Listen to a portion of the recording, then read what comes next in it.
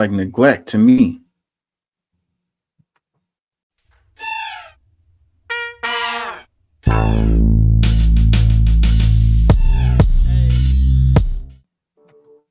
The racist history of U.S. immigration laws.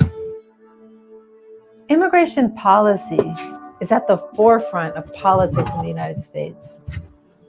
It's thus hard to imagine a time when the country had no immigration policy. Yet, just over 100 years ago, there was no border patrol, and passports and visas were not required to enter the country. The United States was a sovereign nation for a full century before immigration restrictions became a subject of political debate, let alone law. When the United States began to pass immigration laws at the end of the 19th century, these laws were overtly racialized and expressed a clear preference for people from Northern and Western Europe. The first major piece of immigration legislation was the Chinese Exclusion Act, signed into law in 1882. This act was overtly racist in that it targeted one specific group, Chinese laborers. In 1924, Congress passed two additional laws restricting immigration: the Immigration Act of 1924 and the Oriental Exclusion Act. These laws were designed to improve the racial stock of the United States. In the hearings leading up to the passage of these laws, Senator James Phelan testified, "We cannot absorb the large influx of people from Europe, and certainly not from Asia at all. The Oriental races are not assimilable. The races of Europe are potentially assimilable. We can make, in a few generations, a good American citizen out of a boy from France or England or Scotland or Ireland or German or Italy. Not so the black and brown and yellow races." Not so the black and brown and yellow races. And when they say make America great again, I think there's a segment, not all, there's a segment that this is what they're talking about. Make America great again is the racial makeup of the United States. It's like we got our demographics have changed too much. We got too many undesirables. And that's the root of all of our problems. It's not the corruption. It's not the shadiness of our government. It's not all the things we've been talking about, prison industrial complex, stacking the court. It's not, capitalism the way what is the word I'm looking for? It's a certain type of capitalism. When I say capitalism, the kind that is just like predatory. Couple comments. It says institutional racism, Constitution of Liberia, Article 27B. In order to preserve, foster, and maintain the positive Liberian culture, values, and character, only persons who are Negroes or of Negro descent shall qualify by birth or by naturalization to be a citizen of Liberia. I don't know why they put that. I guess each country wants to maintain their particular racial makeup or whatever, and so that they pass laws to preserve that. Maybe that's true. But the United States is special in a lot of ways, I think, related to the way it came about, and them saying it was like a wilderness or whatever. And God gave them the right to just see the shining seed, to manifest destiny, These acts effectively cut off immigration from most countries.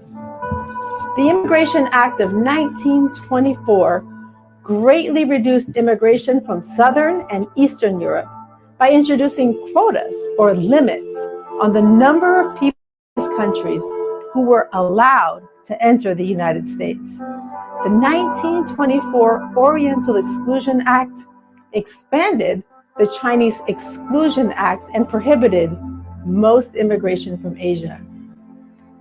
These quotas and restrictions were finally repealed in 1965 with the passage of the Hart-Celler Act. Although these racist laws have been repealed, the court cases that stem from them continue to shape how we treat immigrants today. For example, Fong Yuting, Wang Quan, and Li Zhou, 3 Chinese laundry workers living in New York City, were arrested and ordered deported in 1892 for not having certificates of residence and thus being in violation of immigration laws. They appealed their deportation orders, claiming they should have the right to a trial by jury before being ordered deported. When their case reached the Supreme Court in 1893, the court decided that the power to deport non-citizens was inherent in the nature of sovereignty and that constitutional protections, including the right to a trial by jury, did not apply. This case defined deportation as an administrative procedure and not a punishment. According to the Fong Yuting decision, which still holds in court today, deportation is not punishment, and thus people facing deportation do not have the right to a trial by jury or other constitutional protections. It is remarkable that this court decision, which was made in the context of strong anti-Chinese sentiment, continues to hold legal precedent today. Yeah, so however you feel about it, you have to understand that it's coming from a racial premise. So if you deny that, then you're denying the reality of it. So then when we talk about the border and you're like, oh, it's not racial, yes, it is. Like, you can agree with it, that's fine, but just realize that that it is racial. That's fundamentally racist.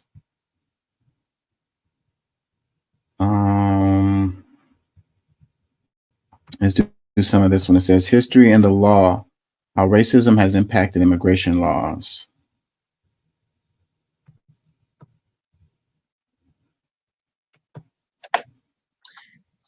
And so I guess one of the questions I ask myself is, what are his strategies in... Let me take it back a little bit. First, to deport 3 million of those undocumented people, to build a wall, to cut legal immigration in half, to switch, as I mentioned, from family-based immigration to wealth-based legal immigration. And there's actually this really, so there was a law that was introduced in Congress that the president supported a couple months ago about legal immigration, and it was just unbelievable. She was talking. This was when Trump was president 6 years ago. I mean, it favored people who could invest huge amounts of money. So even if you could invest under 10 million, like, that wasn't enough. You would get more points if you could invest over 10 million dollars towards those are sort of like different points you could get in order to get a green card. So favored the like hyper wealthy. He's also tried to make efforts to halt our refugee program, which was one of the most robust in the world, and of course to ban immigration from Muslim countries. Those are some of the things he's talked about, and he has pushed forward policies and executive orders around. And so I guess one of the questions I ask myself is, what are his strategies in in effectuating those policies that he has prioritized. And one thing I see is the demonizing of immigrants. And so we know that he started his very campaign on June 16th, 2015, by saying, talking about Mexicans as being criminals, and this demonizing and this criminalizing of immigrants is a tactic. And we see it, and we've seen it throughout history. And so that was also a tactic that was used in the Chinese Exclusion Act, and to get that passed, to show, Chinese people are stealing our jobs, and they're criminals, and they're harming, often sort of posed to harm white women is often like a tactic that's used. And we see Trump doing that with Mexicans today. He also called for a total and complete shutdown of Muslims entering the US, which we've heard. And of course, we've heard about the Muslim bans, which I'll talk about in a second. And then also he made the speech where he talked about MS-13, the gang, as transforming peaceful parks and beautiful, quiet neighborhoods into bloodstained killing fields. And it's like, really, he's just over the top, and actually MS-13 is an American gang. It was founded in Los Angeles. But, he's trying to paint this picture where anyone with this heritage should be seen as inherently foreign, as other, as a threat and a danger. And there's actually a background to this. And so I heard Tom Ikeda, the executive director of Densho, which collects stories of Japanese internment, explain why politicians try to demonize immigrants. And what he said was that by demonizing immigrants and making people afraid of immigrants, it primes the American public to oppress others and feel relieved when that group is excluded. And so Mr. Ikeda said that, during the Japanese internment, that's what was happening. People were sort of primed to see the Japanese as being, spies and coming to our country to harm us and Americans, and especially the white American population. And so when they were interned, he said that you could just sense that Americans felt like a sigh of relief, like, oh, good, I'm glad that they're not going to harm us. And that's the same kind of rhetoric that we're seeing today. And also, it creates a fear in order to justify unprecedented investment and enforcement at a time when border crossing has been in decline ever since the 2008 recession. So border crossing has actually been declining. And so, there isn't actually a factual or rational need to build a wall, for example. But, this fear sort of prompts people to be able to justify that kind of investment. Another thing we're seeing is, I don't know if anyone on the call is from Burien, but Burien is about 10 miles south of Seattle in King County. And earlier this year, the Burien City Council passed by a vote of 4-3 what's known as a sanctuary city ordinance. And sanctuary city is a really broad term without a clear definition, but it's generally a city that has decided not to cooperate with deportation.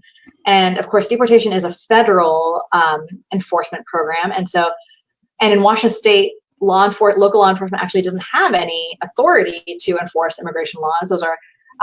Those are powers vested in federal agents. But so often sanctuary ordinances just sort of clarify that policy. And so the Burien City ordinance said that no police officer was allowed to ask someone their immigration status or their religion. And again, that isn't actually earth-shattering or new. That's always been the practice, or should be at least. That's the practice that's actually in line with our Washington and U.S. Constitution. But they just sort of put it in writing, I think, in a way to sort of counteract the anti-immigrant narrative. And so then a group called Respect Washington, which is mostly funded from money outside of Washington, issued this ballot initiative to try to repeal that sanctuary city ordinance. And the language used just flows in line with all the sort of anti-immigrant rhetoric we have heard over the past 200 years. Threatens the safety of every Burien citizen, legal residents, by allowing criminal aliens like the one who shot Kate Steinle in San Francisco to prey upon people inside our peaceful town. And so a couple thoughts on this. Again, it's sort of pitting illegals, or people who are undocumented, against against a white woman, Kate Steinle. And actually, the person who shot Kate Steinle was actually just acquitted. The jury found that it was not an intentional killing, that he was carrying a gun, but it just went off. And sadly, very tragically, the bullet ricocheted off of something else and hit Kate Steinle. So it was an intentional murder of this woman. But it still uses these ideas to try to prey on people's fear of crime. And this was just this past summer. And actually, they did gather enough signatures to repeal the ordinance. Prey on people's fear. It says, this webinar discussed the history of the United States and the racial dynamics at play in our immigration laws and system. All right, this kind of stuff can make you mad, but there's reality.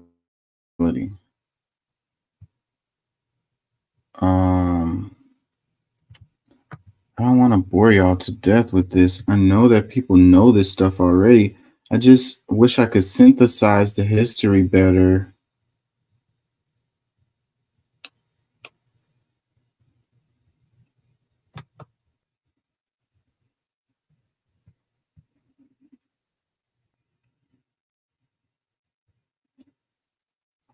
Because people are just not being honest about this.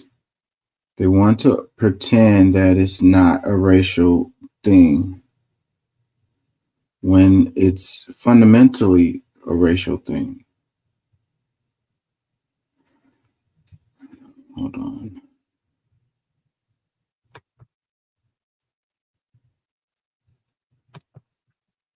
So the very first law, the case that answered the question of who is a citizen is sort of the infamous Dred Scott decision in 1857. And this was, on the eve of Civil War, on the cusp of Civil War, there was a man named Dred Scott who was a slave, and his owner was more liberal, and took Dred Scott to a northern free state and gave him a lot of independence. And Dred Scott married and had a child. And when his owner passed away, he became concerned that the owner's wife would sell his daughter into slavery. And so he sued for his freedom, to say, to have sort of a proof that he was a free man and that he could be a U.S. citizen. And there was this notion at the time that once free, always free. So once you sort of step into a free state, that you would be free. And so this case really put that to the test. And the U.S. Supreme Court issued this infamous decision that denied Mr. Scott citizenship. And it has the quote in it that says, "The black man has no rights that the white man is bound to respect." And that is our Supreme Court. That's the highest court in the country. And that was the statement it made. And so, in other words, Black people were not and could not ever be citizens of the United States. That's what that court case determined. And once that was determined, there was sort of no going back, and our country sort of got sort of engulfed in civil war to answer this question of whether Black people could be free and be citizens and be one of us. And then after the Civil War, the 14th Amendment was added to our U.S. Constitution in 1868, and it created what's known as birthright citizenship, which says all persons born or naturalized in the United States can become citizens, are citizens. And so after that, even if you were brought over because of and put into slavery, if your children, if anyone was born here, then they were citizens. And that, again, is called birthright citizenship. Now, the first law that prohibited, so at that time in the U.S., up until the 1880s, there was no law that prohibited people from coming into the U.S., from coming here. So, boom. I think that's really, really, really significant how when people talk about the border and then there's like, oh, they just want an open border. And it's like, you know, there was a time where there was no laws against people coming into the United States.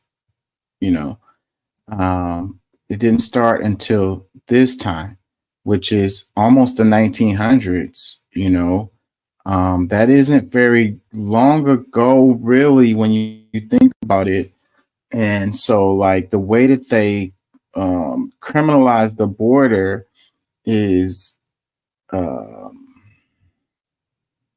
that wasn't the tradition. That wasn't how it always been. And the very first law on our books that did impact that and did prohibit groups from coming into the US was the Chinese Exclusion Act of 1882. And Washington State was one of the most vocal supporters of this Chinese Exclusion Act.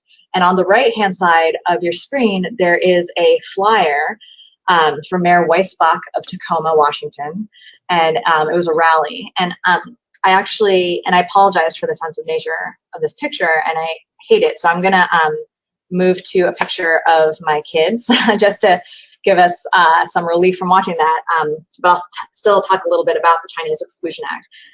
And so this is the very first law that puts into place limitations on who can come to the US, and it's entirely based on racism. And so the first law that prohibits people from coming to the United States is entirely based on race. Classism. And and there was, in Washington State, there was something called the Tacoma Method, where lawyers and law enforcement and even politicians would gather people from the Chinese community and send them off on boats and trains and send them to California and away from Washington State, and then they would burn down their houses. And this was happening in Tacoma and in Seattle. Hold on, let me skip ahead, because the way that they kept making excuses about who can be a citizen and all of that, like they had to define what whiteness was. Let me see, it's coming up. Is it in this part? And so going back to the late 1800s, you know, another thing that the Chinese Exclusion Act did was it really set a tone in our country, and it created a climate of anti-Chinese racism, and probably racism against all Asians, but particularly against Chinese folks, people with Chinese heritage. And so there was a case, again, at the US Supreme Court called US v. Wong Kim Ark. And Wong Kim Ark was he was the child of Chinese immigrants. His family owned a laundromat in San Francisco, but he was born in the US. And he went back to China to visit his family. And when he came back to the US, the border guard was sort of emboldened and said, no, there's the Chinese Exclusion Act. And because you're Chinese heritage, you can never be a US citizen. And so I'm going to deny you entry. And so instead of being allowed to enter the US, he had to stay in Angel Island, which is sort of the West Coast equivalent of the Statue of Liberty, except it was a immigration detention center. It included an immigration detention center. And he was detained there for months until his case went up to the Supreme Court. And the Supreme Court actually did the right thing in that instance and said, yes, anyone born in the US, even if you're Chinese heritage, you are a US citizen because of birthright citizenship. And so birthright citizenship was, again, affirmed by the US Supreme Court, and Wong Kim Ark was allowed to return to his family. But I wanted to point this out because I feel like something similar is happening here, where in the US that we're seeing, where because of the rhetoric, which is which has demonized immigrants, particularly Mexican immigrants, you see that there are a lot of Border Patrol agents and ICE agents who are emboldened and are acting more aggressively than they had in the past, because it feels like, oh, well, anyone is subject to their authority. And so we sort of see some of this activity now as well. I think that's really important today related to the rhetoric and the way that people talk, and it emboldens people like regular folks to do things that are all the way over the top and a lot of times not in line with the law, but they feel justified based on the rhetoric from the politicians, from people that they respect, all of these talking heads in the media, to do things to people, like the border is there's a invasion at the border. So I have to do my duty as a citizen to go down there on the border and, I don't know, shoot people who are coming across or whatever, and I'm doing my duty. It's kind of like what happened when you had the Black Lives Matter thing that happened after George Floyd, and you had people that felt like they needed to come from another state and go and, I don't know, get those Black Lives Matter protesters in order, that was based on all the rhetoric that they were hearing, and it felt them emboldened, and it makes these people into vigilantes or whatever. And it's like what I say, like Batman is not a good guy, he does whatever he wants to do, I mean, we like to look up to Batman and be like, Batman is a hero or whatever, but he's not. He's just a vigilante or whatever. So, vigilante justice is not following the law. There's a lot of people running around who think they're Batman, basically, is the reason why I said that. So the last little part. So in 1906, there was the Naturalization Act, and that went to the question of who can become one of us, who can become a U.S. citizen. And the determination it made was that only free white persons and aliens of African nativity and persons of African descent can become United citizens because of naturalization. Only free white persons. And so, and people want to say that the stuff related to the immigration is not racial. So even if your people came to the U.S., they could only become citizens if they were white.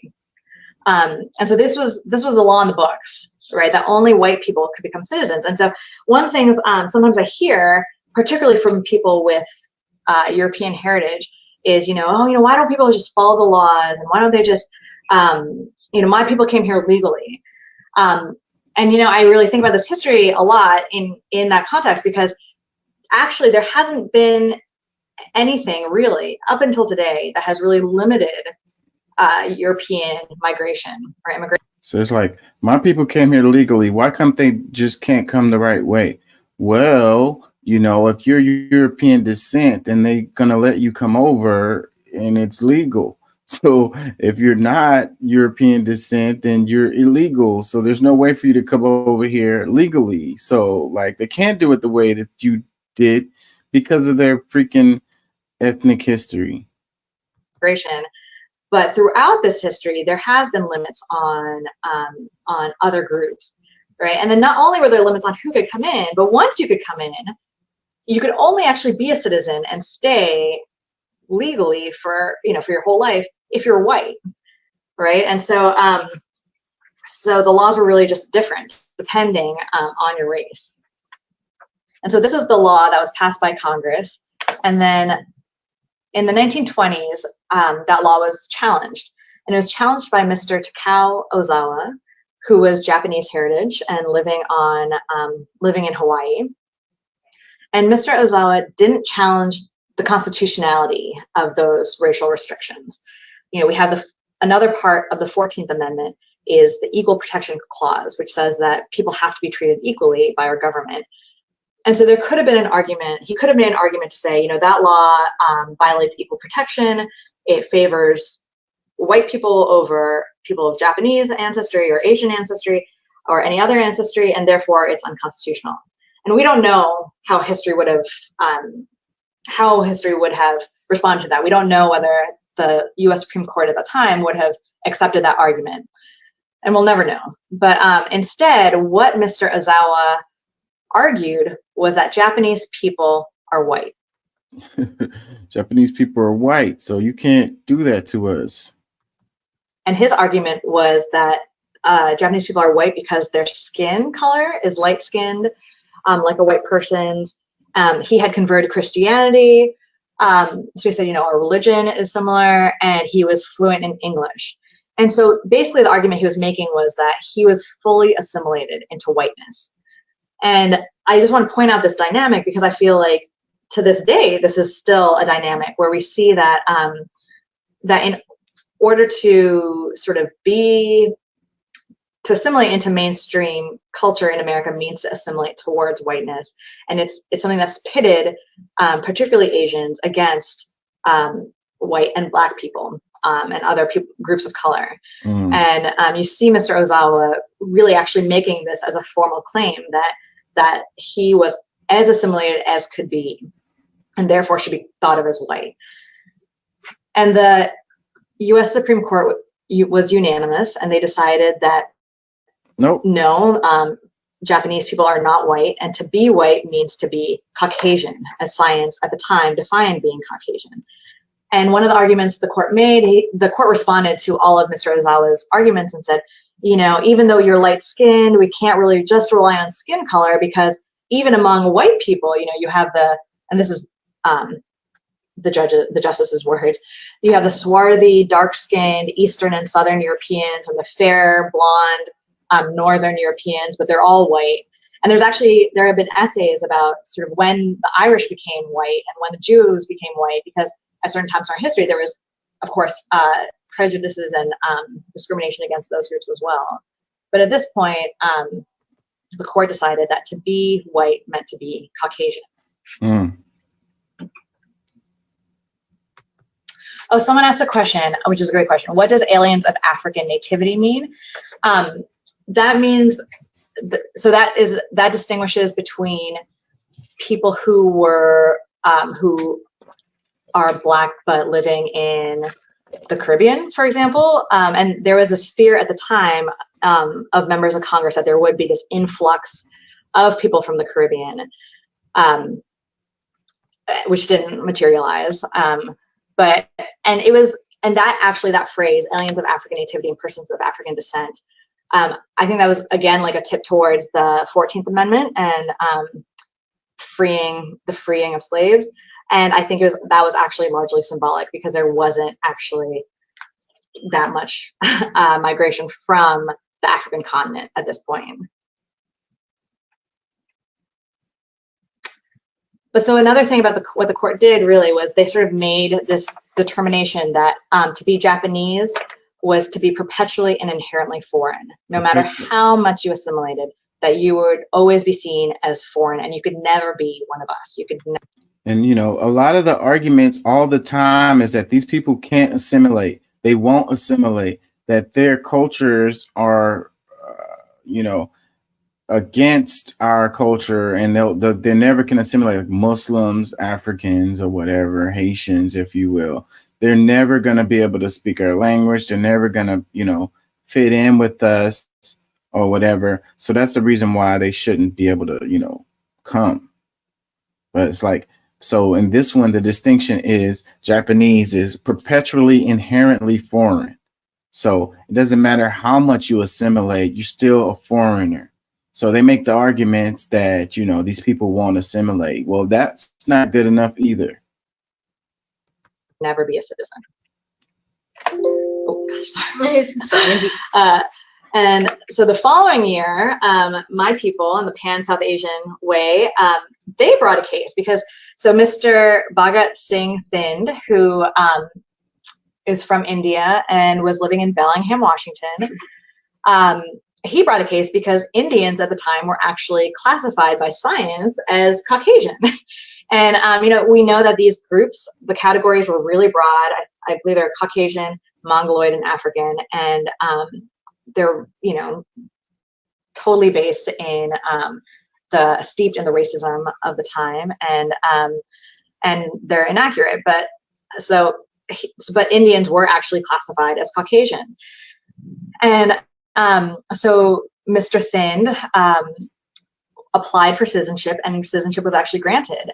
But almost immediately, the government rescinded the citizenship, and the government filed a case with the U.S. Supreme Court saying, does Mr. Thind, who was born in India, And is Hindu, they made sure to say, is he white? And Mr. Thind is a really interesting person. He was actually the first person in the history of our country to serve in our U.S. military with a turban. And he fought for the U.S. in World War I. And so I think that was another reason why he decided to apply, because he really saw himself as a patriot of this country and was really proud to be a part of this country and fight for this country. And because of course, the classification. But the same U.S. Supreme Court who answered the question in the Ozawa case, again, unanimously said, well, you're not white.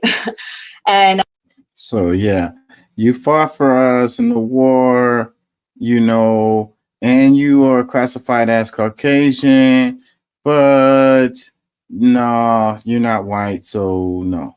I know we said science, but we didn't mean just science. We meant science, Caucasian plus the popular meaning of white person, which we all know means skin color. But they couldn't at this point say that it was Caucasian plus skin color, because they had already made this whole argument about how skin color isn't a good proxy because whiteness has so many shades.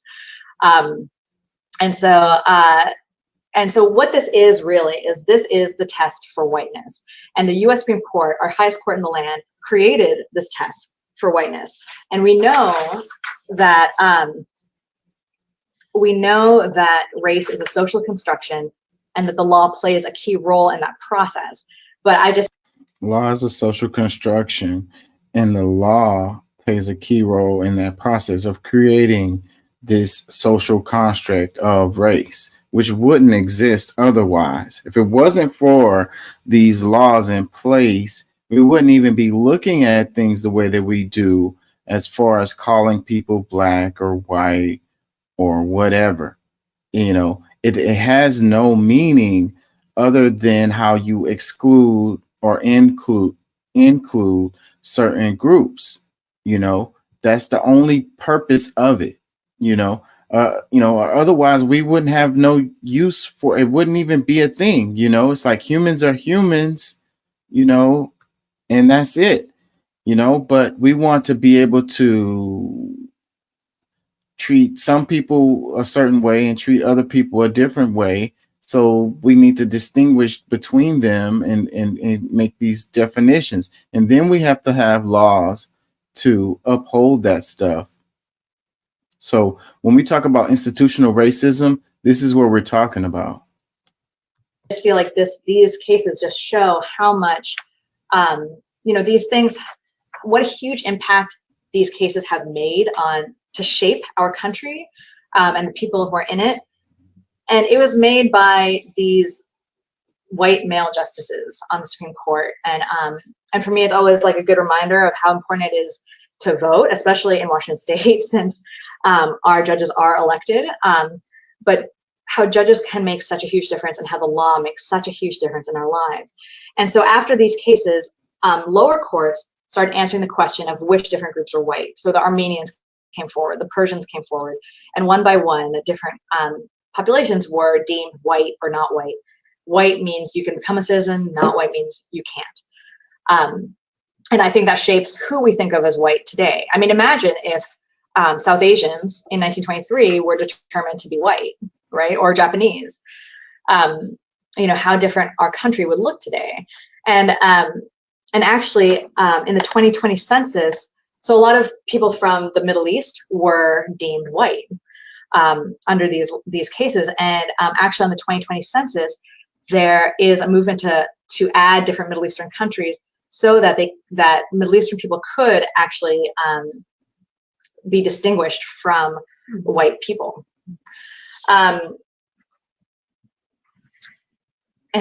It's crazy. So the Middle Eastern people are white, but they're Muslim, so they still can't come because of that.